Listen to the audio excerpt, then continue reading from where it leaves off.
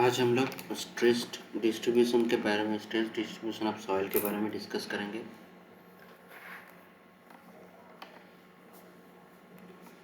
Stress stress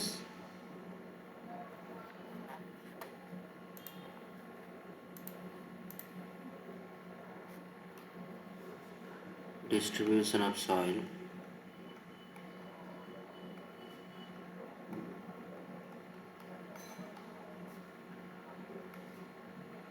soil के बारे में बात करेंगे।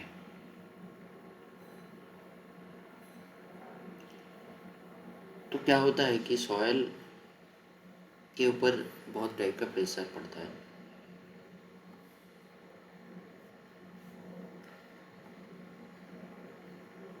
सो अगर ये पकड़ ले कि this is a foundation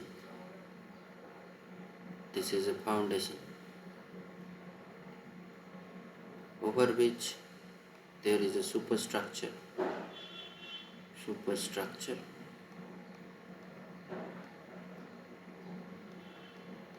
and there is a substructure। तो कितना टाइप का लोड पड़ता है इसके ऊपर, कितना टाइप का लोड।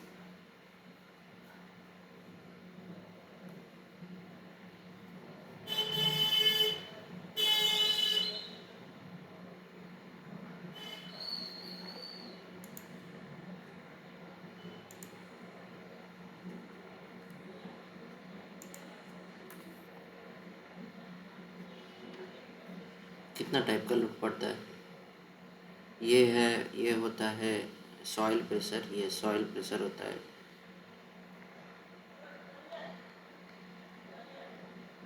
ये सॉइल प्रेशर होता है,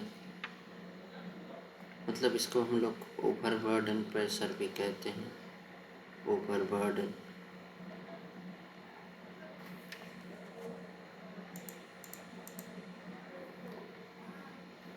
और ये सुपरस्ट्रक्चर का जो प्रेशर है वो।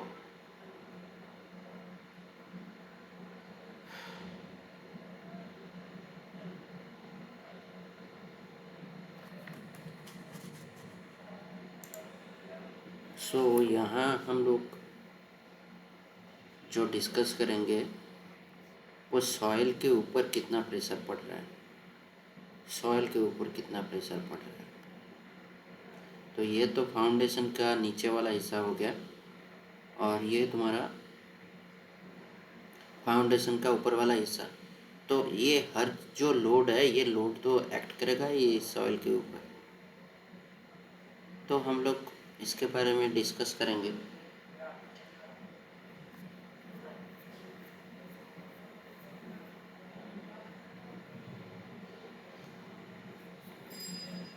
पर सॉइल क्या इलास्टिक होता है? पर सॉइल इलास्टिक नहीं होता। तो इसके लिए हम लोग इसको डिफाइन करने के लिए कुछ कुछ कॉन्सेप्ट हम लोग सीखेंगे। एक है बूसिनेस थ्योरी।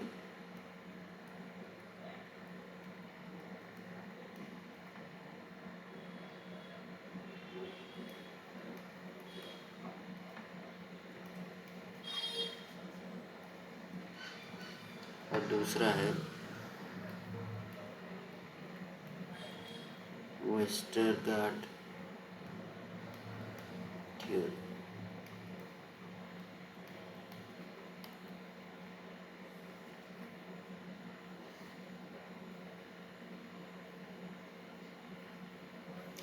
तो बूसिनेस थ्योरी का कुछ कुछ एजम्पशन होता है, हम लोग उसके बारे में डिस्कस करेंगे। पहला क्या है,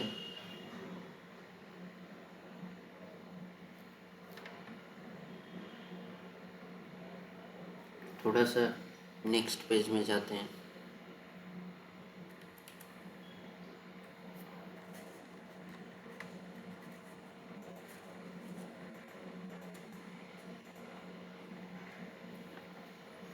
तो हम लोग बूसिनेस के बारे में डिस्कस करेंगे।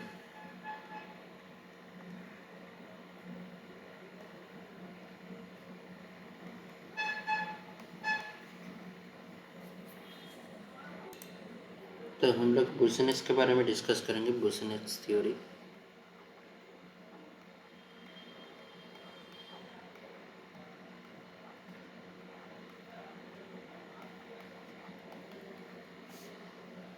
तो बुसेनेस थ्योरी में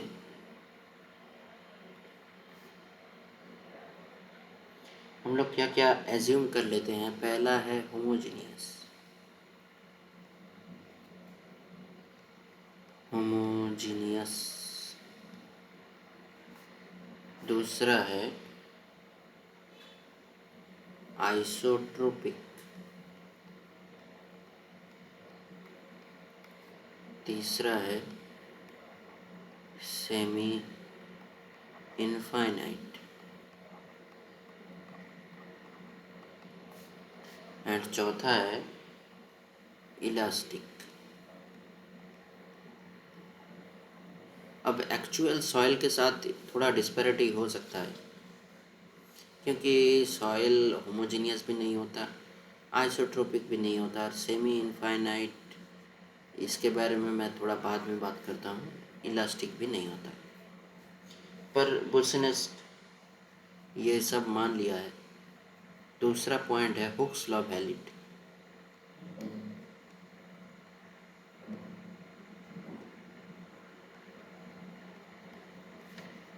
चौथा है, तीसरा है सेल्फ वेट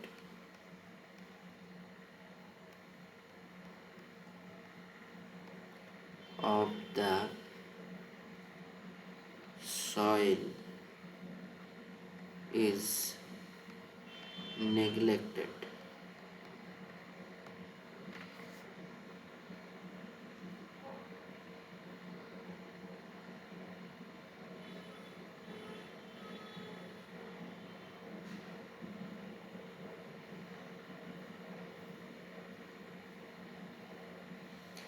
सॉइल को इनकम्प्रेसिबल तो पकड़ा गया है।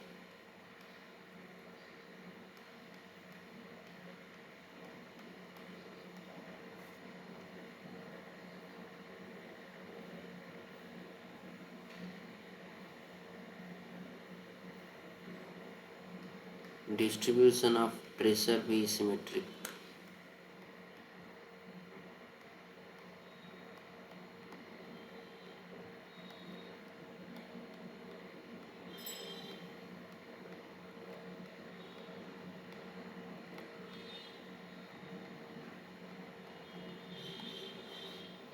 So I mean to say that to explain the pressure on the soil should have this kind of qualities to properly applicable for Bosenian theory. So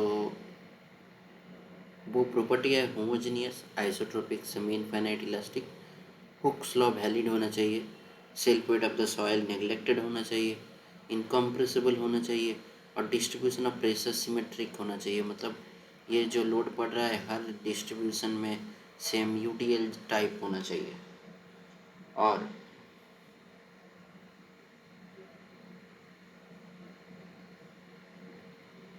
ये जो मेन वाला point है, और ये जो टॉप सरफेस है, top surface of the soil,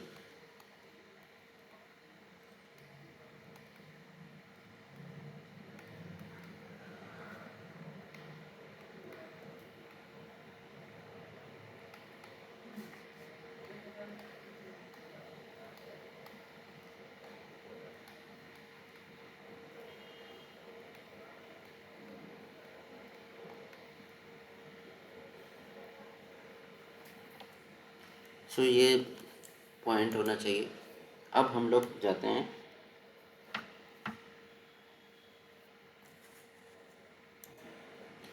homogeneous का मतलब क्या है, देख लेते हैं थोड़ा।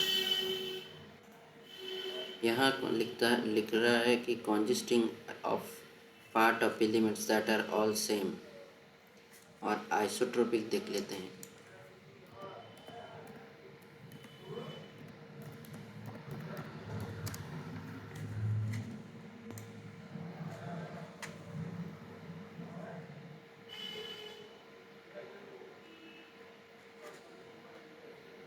इसका मतलब है कि होमोजीनियस का मतलब है, होमोजीनियस का जो मतलब है, मतलब सेम टाइप का हर चीज, ये जो सॉइल है, ये जो सॉइल है हर जगह सेम क्वालिटी होना चाहिए।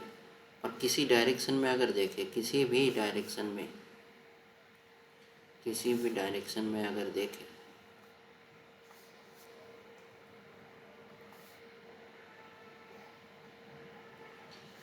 तो सॉइल का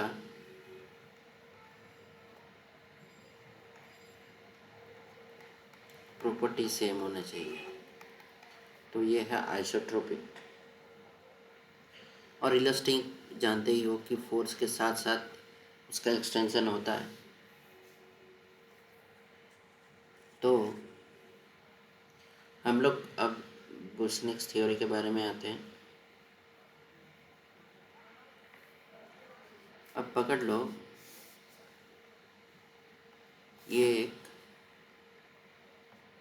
सॉइल मास है, मतलब ये जो सॉइल का लेवल है, और ये किसी भी सॉइल हम पकड़ लिए, किसी भी सॉइल, इतना बड़ा, थोड़ा छोटा करके बॉक्स लेते हैं। अब इसके ऊपर एक क्यू का फोर्स लग रहा है,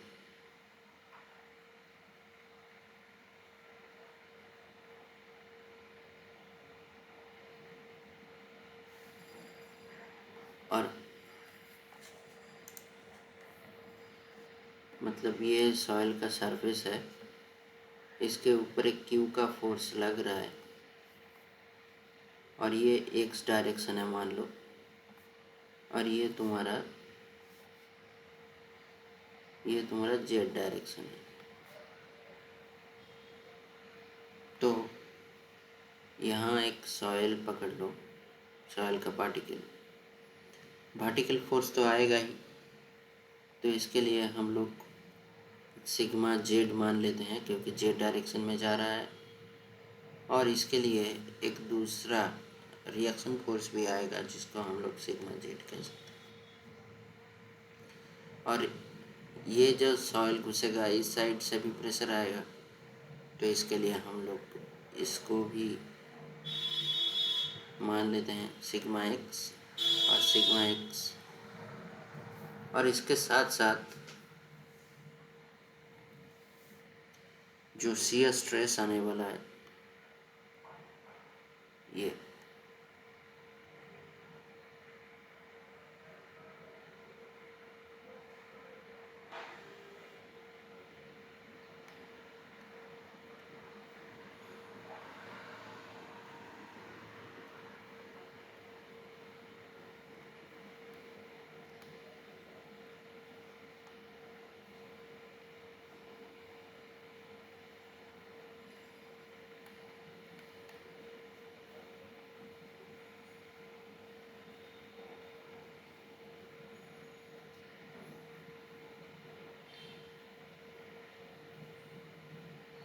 तो ये जो डिस्टेंस है, ये जेड डेप्थ में है और आर डिस्टेंस में है।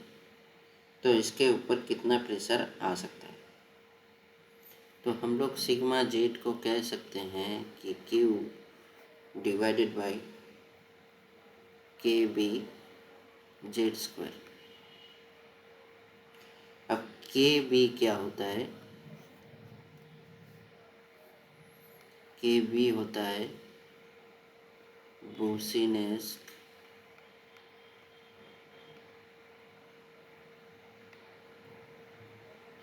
Influence factor.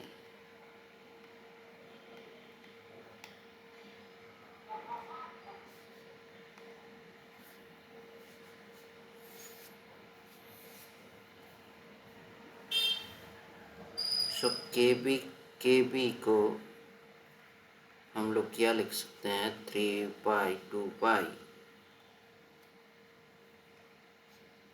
Divided by 1 plus R by Z whole square whole to the power 5/2।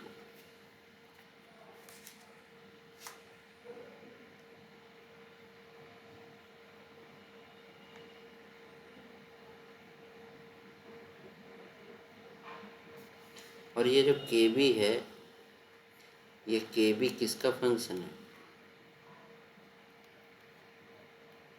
Are by Z का फंक्शन है और ये नंबर है।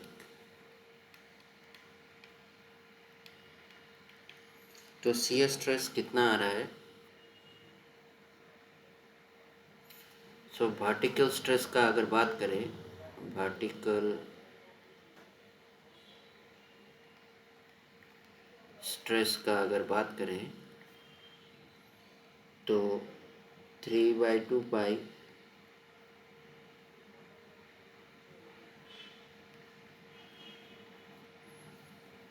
Q by 1 plus R by Z the whole square whole to the power 5/2। और अगर C stress का बात करें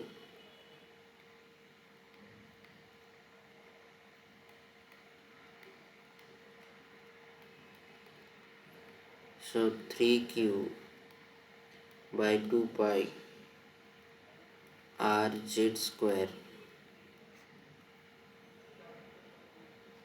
are square plus Z square whole to the power 5/2 equal to sigma Z R by Z.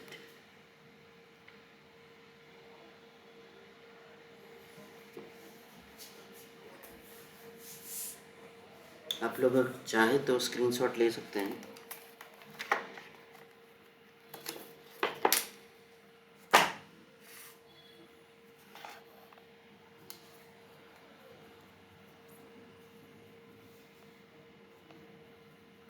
ये जो सी stress है उतना ज़्यादा इम्पोर्टेंट नहीं है, इस जगह से ज़्यादा पड़ता है। एक प्रॉब्लम भी हम आपको कराएंगे।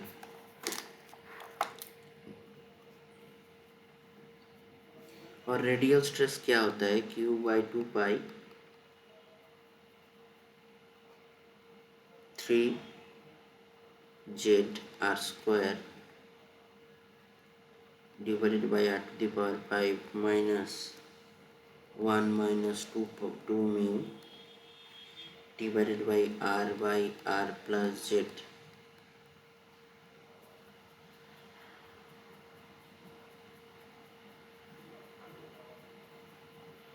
अब मान लो, अब दूसरा पॉइंट, के का वैल्यू क्या होता है? के बी का वैल्यू हम लोग क्या पढ़े? 3/2 pi 1/1 plus R by Z whole square whole to the power 5/2। और ये तुम्हारा प्रेशर पड़ रहा है क्यों, और ये जेड डायरेक्शन है और आर डिस्टेंस में सॉइल पार्टिकल हम लोग माने हैं। सो अगर अगर हम लोग आर को भी ज़ीरो मतलब इस जगह पे और जेड को भी ज़ीरो मतलब इस जगह पे कर दे तो क्या बचा रहेगा? K B equal to 3/2 pi divide by 1 plus 0 whole to the power 5/2 equal to 3/2 pi. तो इसको अगर कैलकुलेट कर लेते हैं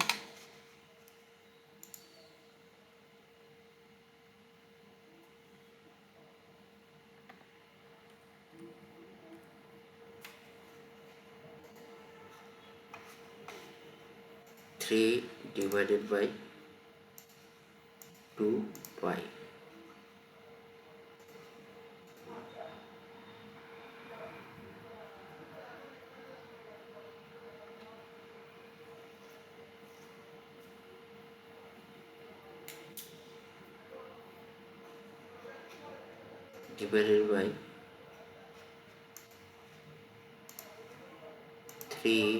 डिवाइडेड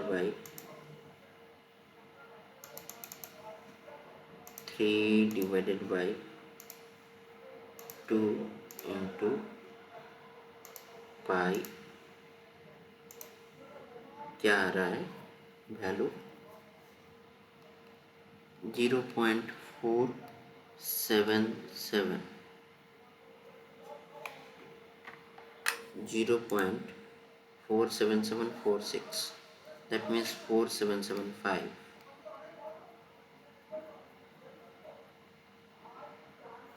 सो हम लोग लिख सकते हैं कि के बी इक्वल टू 0.4775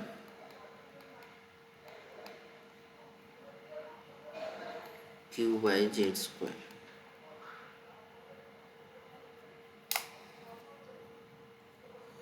अब ये वैल्यू आने का दोनों कंडीशन है, एक आर इक्वल टू 0 कर दो, और अगर आर इक्वल टू 0 और जेड इक्वल टू 0 कर दें, जेड इक्वल टू 0 मतलब इस जगह पे, और आर इक्वल टू 0 मतलब इस जगह। आर इक्वल टू 0 अगर कर दें तो ये वैल्यू से आ जाएगा।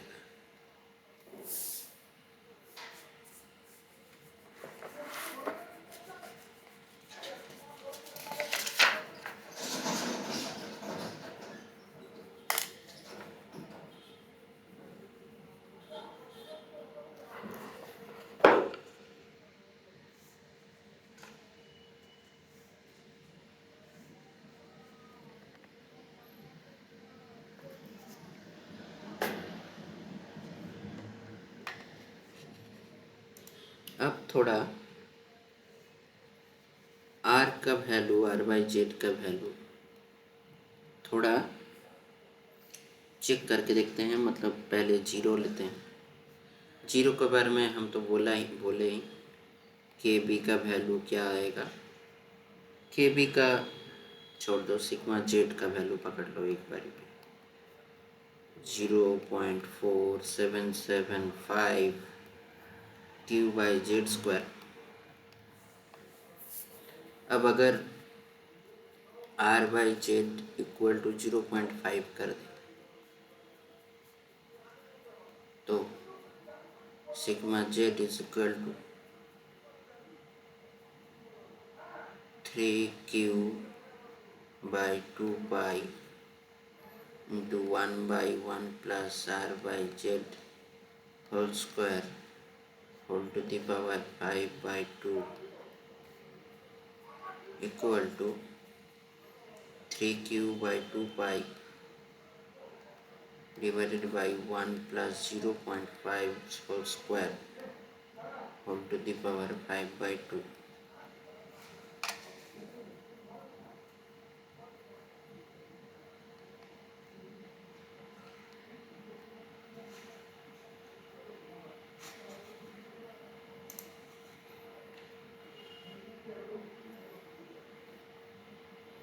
अब देखो 3/2 पाई का वैल्यू हम लोग जानते हैं पहला फॉर्मूला से 4775।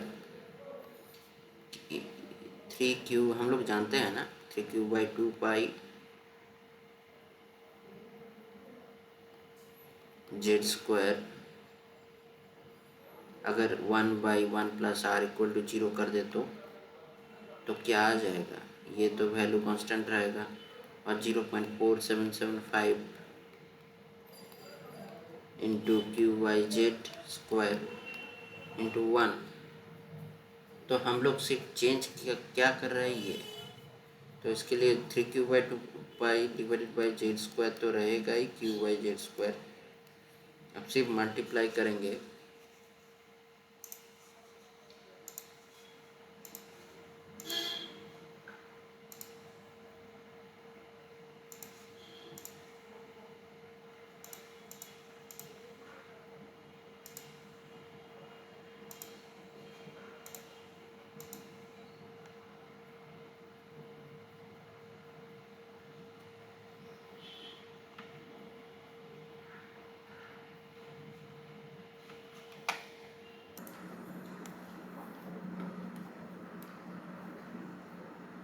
so if you take the values into these values we get,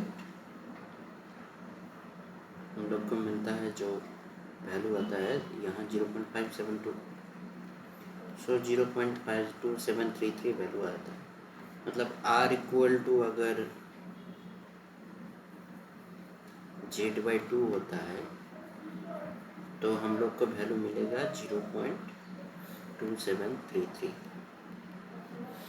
अगर r इक्वल टू जेड होता है तो 0.0844 आता है, r इक्वल टू 2z आता है तो 0.0085 आता है। इसका मतलब है कि ये वैल्यू घट रहा है धीरे धीरे।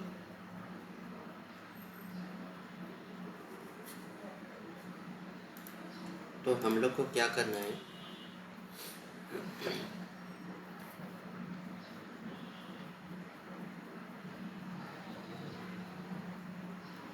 और दूसरा चीज़ बोलना भूल गया, अब अगर q इक्वल टू 1 होता है तो ये इन्फ्लुएंस लाइन डायग्राम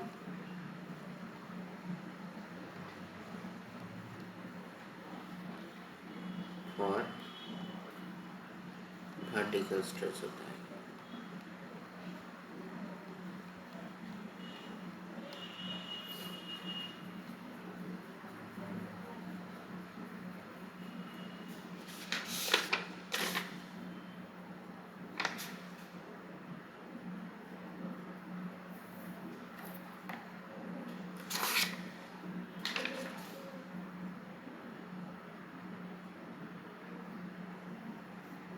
अब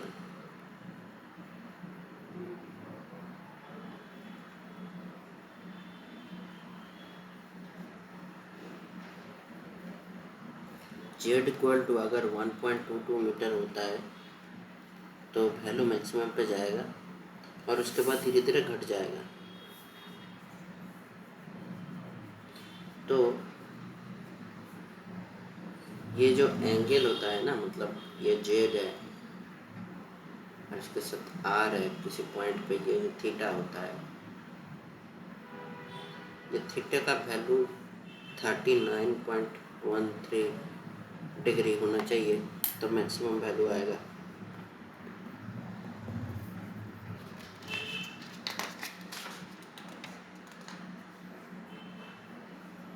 अब हम लोग पहला वाला फॉर्म प्रोसेस में क्या पढ़े थे, जो बुर्सिनेस्क और दूसरा वाला जो नया पढ़ेंगे वो है वेस्टरगार्ड।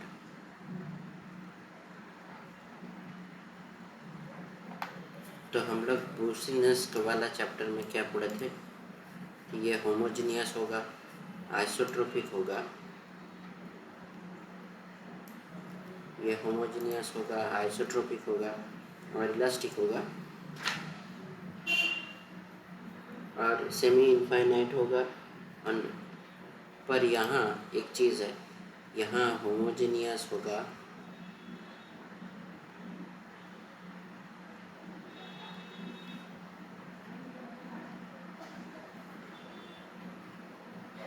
यहाँ आइसोट्रोपिक होगा और यहाँ नॉन आइसोट्रोपिक होगा और बाकी सब सेम है।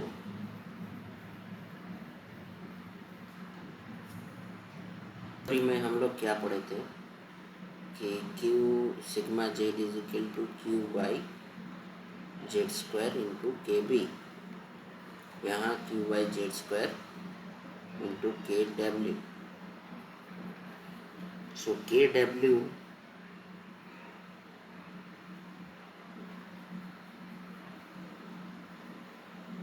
अगर R इक्वल टू जेड होता है 1.52 आता है तो vertical stress as per Boussinesq's theory and Westergaard's theory are same. That means R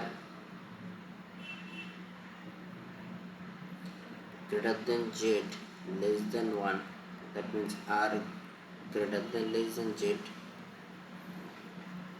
where KB greater than KZ, KW.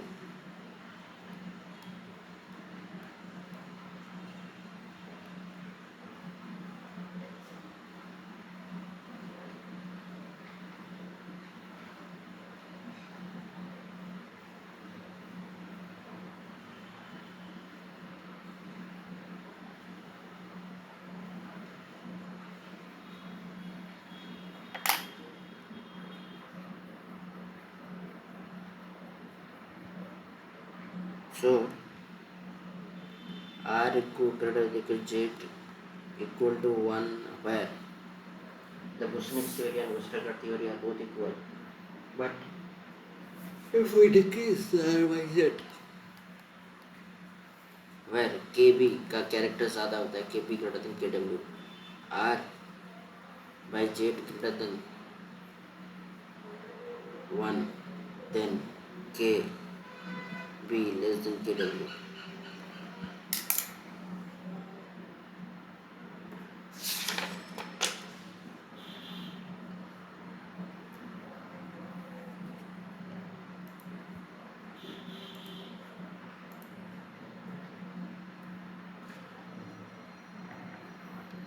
अब वेस्टरगार्ड फॉर्मूला में क्या लिखे थे? 3Q by 2 pi Z square.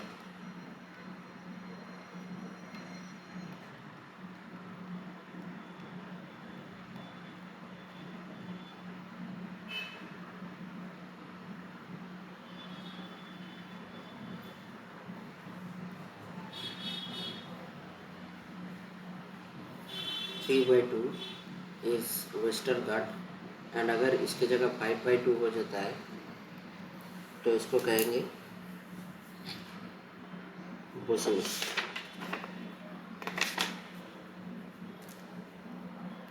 अब अगर लाइन लोड होता है तो 2Q by pi Z in bracket 1 by 1 plus X by Z.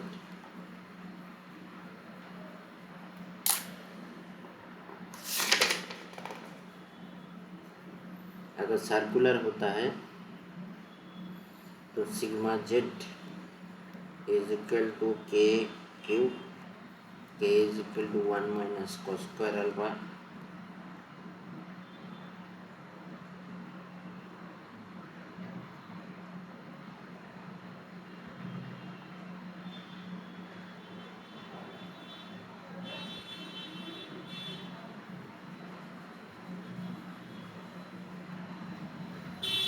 so sigma z is equal to 1 minus 1 by r square plus z square whole to the power 3/2 into q. so अगर circle हुआ, अगर line हुआ 2Q by pi z in bracket 1 plus r by z the square whole to the power square होगा.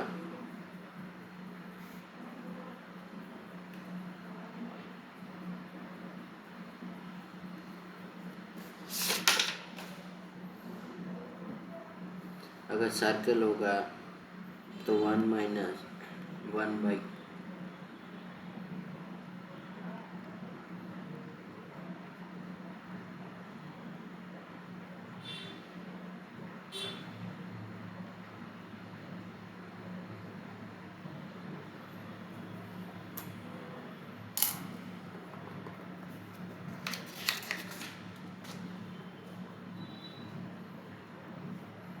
अगर strip लोग होगा तो sine theta plus cos theta.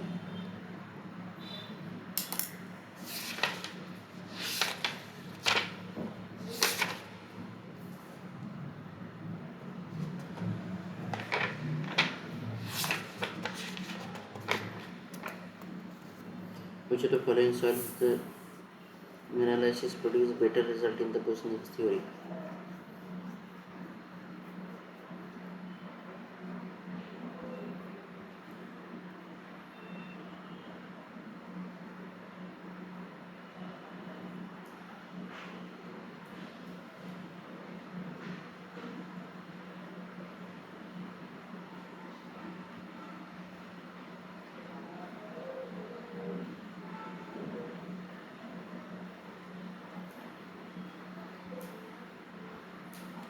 If CT soil is suitable for Bushnell's theory, will be the produce better result than the Westergaard.